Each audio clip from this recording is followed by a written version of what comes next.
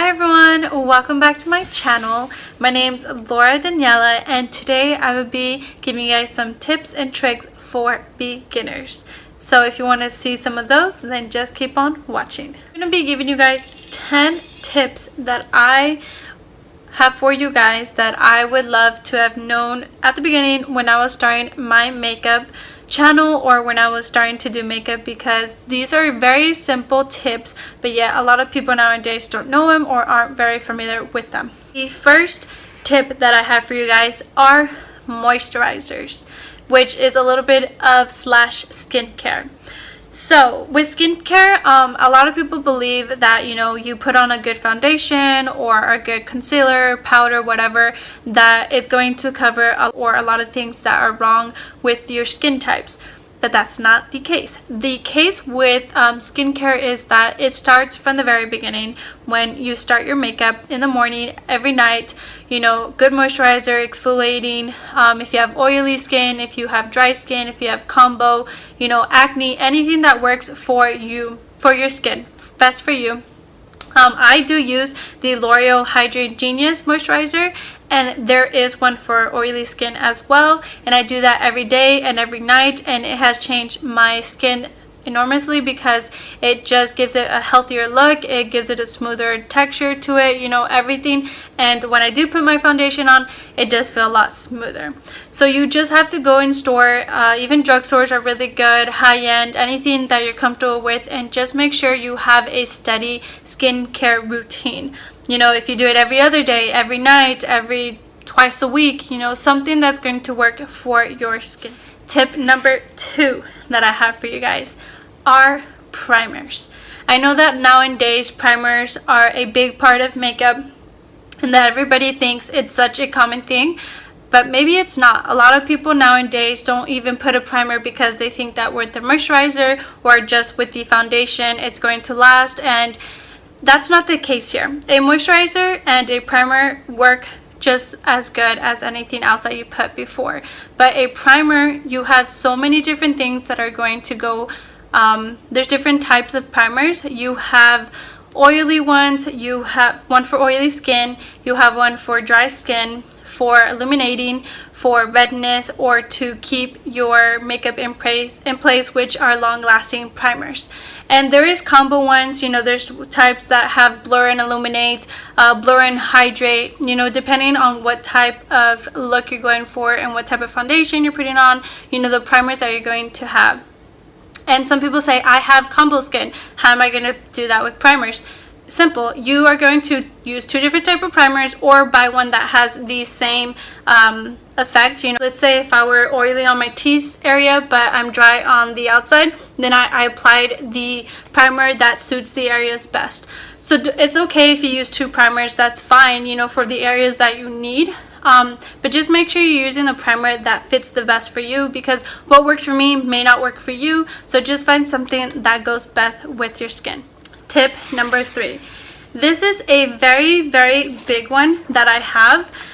A lot of people may not know this one, and that's the reason why you're having to buy so many different shades of concealers, different shades of foundation, everything, because this is going to set the tone for everything else. So what I'm talking about is skin tone, your skin shade, the type of skin you have. So there is various one. I'm going to read you the chart that tells you which shade you are. So you have fair, which is for light complexion. You have medium, which is golden beige. You have warm, which is olive skin. You have tan, which is for caramel skin. And lastly, you have dark for deep skin. So I have medium and olive skin tone. So if you go into the store and you see that it says MW or it says sun beige, that's going to be warm medium. So that's what fits best for me because I have a yellow undertone. So those foundations shades are going to work with my skin tone. So that's why you see a lot of people, maybe their difference between their neck or sometimes their shade isn't correctly, so some things tend to pop out more. That's because the shade is incorrect, and once you figure out your shade, it's going to be so much easier to put everything along. Number 4 that I have for you guys is concealer. So I know this is basic tips, but yet a lot of people don't know how to correctly use them or maybe aren't familiar with it. Concealer, what's supposed to do, there's two ways to use concealer. There is to conceal and there is to highlight.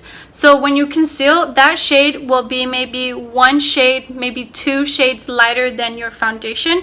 And that's where you're going to use to conceal the dark circles, blemishes, bumps, anything that you have that you want to conceal that the foundation did not hide.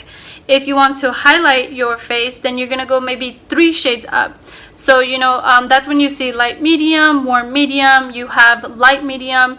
So there's different types of concealer shades that are going to do. Like I said, it depends on what you're trying to do. If you're just trying to kind of hide what the foundation didn't, then 1 shade or 2 is fine. If you're trying to highlight, then yes, go up even 3 shades, that's fine. Or what I like to do is I blend both of them in. I put some lines with my regular concealer and then I highlight with my lighter concealer. That way it just blends it a lot more easy. 5 that I have for you guys. Tip number 5 is a very, very basic tip, but I feel like yet a lot of people aren't familiar with it, and that's why their foundation isn't tending to go on as good as they would want it to. And this tip is using a beauty blender. I know it's such a common tip, but yet a lot of people, maybe even our old-fashioned people, are not comfortable or don't know of this method. They might not know, they still use their hands, or they use these small sponges that they used to have. Or a brush works too, but I'm saying a beauty blender because that's such a faster way and it gives you the coverage that you want. It helps blend everything out. You can, with a beauty blender, you can do your contour, you can do your highlighting, you can do any cream product. Your beauty blender is going to do the work for you. And there is high-end and then there's, drugstore. It doesn't really matter what you use as long as it's not too hard, too dense, so that way it does bounce onto your skin nicely, because you don't want to get a really hard rock one that when you, another thing is when you use your beauty blender or your sponge that you prefer to use, you have to wet it, rinse it under the water and squeeze it out, not too much water, and bounce it lightly onto your skin. So that's a very typical used tip, but it's something that a lot of people may not know and may not use it as they should. Some people have told me, oh, I didn't know you had to wet it, but it happens. That's what I'm here to help you guys and give you tips. Number 6. So this tip is kind of a newer one, and I know this tip was incorporated more into the years that we're in. A lot of people back then did not use it and did not do it, and if they did, they didn't do it this way. It's setting your concealer, your cream, anything with powder, whether you like loose powder or press in powders. So when I say set it, means you're going to lock in the creams that you have on your face. So if what I usually do, I do my foundation, if I use cream contour, my concealer, and then from there I take either my loose or pressed in powder, depending which one I would prefer to use, and I put it on the areas. If you have oily skin, you'll put it more on the areas that you need. If you have dry skin, just a light layer would be fine.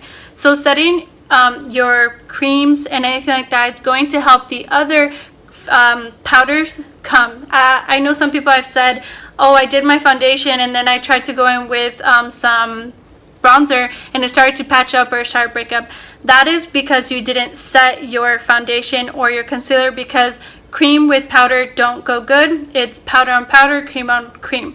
So do all your cream that you're going to do on your face and then set it with powder, and then do the rest of your face with blush, highlight, bronzer that is powder, and it's going to blend out much easier. Number 7 that I have for you guys is setting spray. I know that this has come into more this year and the years back, but it wasn't used way back then, so a lot of people aren't familiar with it, and there's so many different types. But what you do is, after you finish your face, or maybe you just want to set your face first, you're going to set it with a spray. I use the Milani Make It Last setting spray. I've talked about this. It's amazing. It's drugstore, and like I said, I've preferred this over my high-end for so many reasons. It just lasts, it's affordable, and it does the work that I want it to do. And this is just going to lock the powder. So sometimes people say, oh, I look really powdery. So you put on the setting spray with your beauty blender, you're going to bounce it, and it's going to sink the powder into your skin, and it's just going to keep it in place much longer. 8 that I have for you guys. This is a kind of more detailed one, and I know a lot of people misuse it or may not know how to do it because they just haven't been informed on how to do it. It's your brows. The shade that you use for your brows. As you know, there is brunette, dark brunette, light shades, you know, different. So the way I like to best match it is with my roots. I have a little bit of makeup, but I want my eyebrows, and on the camera they look a little bit more lighter, but if I were to take off my makeup, my eyebrows are black. So I tend to go for the dark brunette, which is, I believe, most of the darkest range. If I'm going to use my Anastasia pomade, it's going to be dark brown. So it's just depending on your type A brow color you have. Just be careful because you don't want it to be too drastic of a change, because brows are a very important part of your makeup, of your whole look. And if you're just, you know, bold, it's going to take away from the rest of the look. 9 that I have for you guys. This is a tip that I learned, and some of my YouTuber friends have helped me do this, is when you're first starting off with makeup, when you're first starting to practice, when you're first starting to, you know, get comfortable with makeup, go for drugstore. Why? Because drugstores, it's supposed to be affordable. Even if it's Ulta, even if it's Target, whatever place you want to buy it, it's there for a reason. And there's some really, really good products that are drugstore. And I'm saying this because when you're first starting out, you're going to want to practice. You're going to want to do your eyeshadows 3 times a day or whatever, you know. And you don't want to hit pan with a $40, $60 palette when you can buy a $9 to $12 palette, and you can practice and get more use out of it. So that way when you're more familiar with it, you can go into the high-end, because high-end makeup is not only pricier, but it's more pigmented. You know, there's more color range and stuff like that that you can get more comfortable with. And that's something that I started off with drugstore and then slowly going up to high-end. Also because high-end, it's a lot of money, and you want to invest on products that you're sure that are good for you and that you're going to use, you know, a lot. Tip number 10 that I have for you guys. Tip is practice. Practice, you know, day and night. Practice not only actually doing makeup, but practice your moisturizers, your skin routine. Practice looking up different type of ways to doing your eyeshadow, different ways to, you know, prime your face, different foundations, because there's so much to learn. And if you kind of just sit there and think, oh, I'm just going to learn it naturally, it's not going to happen. You have to put effort into it. You have to get out there and practice, because nobody else is going to do your makeup for you. Nobody else is going to do your tutorials for you. So get out there and practice, because that's the best thing that you're going to do for yourself. And with this, I have the quote of the day. I saw this quote and I absolutely love it, because nowadays our world is kind of harsh. Our world is kind of, you know, there's a lot of things going on in our world right now that we can't control, and a lot of things that are hurting people. And I think this quote is amazing because it speaks for so many people. So the quote of the day is, never regret a day in your life. Good days give you happiness. Bad days give you experience. So the quote says it all.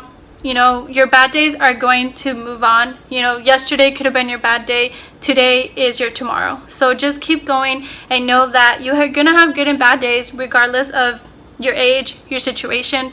You know, you're going to have people that are going to help you through, and you can be your own confidence, you know, your best motivator. Put yourself out there and be yourself.